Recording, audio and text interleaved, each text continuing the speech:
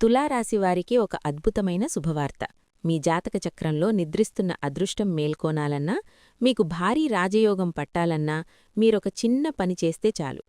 మీ రాశి అధిపతి శుక్రుడు కాబట్టి ప్రతి శుక్రవారం రోజున పేదలకు లేదా ముత్తైదువులకు ఏదైనా తీపి పదార్థాన్ని దానం చేయడం వల్ల, లేదా మహాలక్ష్మీదేవికి తెల్లని పూలతో పూజ చేయడం వల్ల మీ ఇంట్లో ధనవర్షం కురుస్తుంది.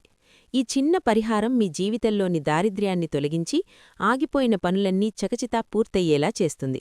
దీనివల్ల ఆర్థిక ఇబ్బందులు తొలగిపోవడమే కాకుండా మీరు చేపట్టిన ప్రతి పనిలోనూ విజయం మీ సొంతమవుతుంది.